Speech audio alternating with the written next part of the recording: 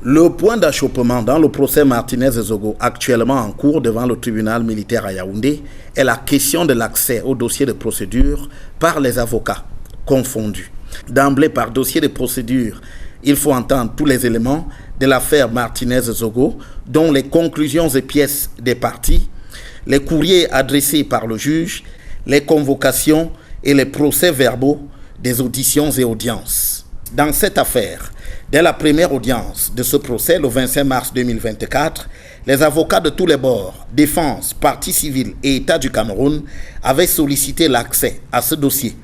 Lors de l'audience suivante, le 15 avril 2024, le tribunal militaire, suivant les réquisitions du commissaire du gouvernement, avait décidé de n'autoriser que la consultation du dossier de procédure par les avocats et non sa reproduction à chaque avocat selon les termes du Code de procédure pénale. Malgré une réunion tenue entre le tribunal militaire et les avocats le 29 avril à Yaoundé, aucun accord n'est intervenu entre les parties à ce sujet.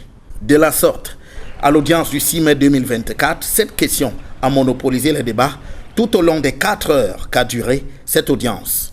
Ce que réclament les avocats, c'est de disposer chacun d'une copie de ce dossier au lieu d'être réduit à prendre des notes dans un dossier de 1000 pages.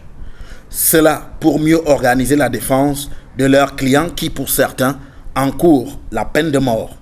Avec le refus jusqu'ici du tribunal militaire d'accéder à la demande des avocats, des suspicions se font entendre comme quoi il y aurait des choses à dissimuler dans ce dossier.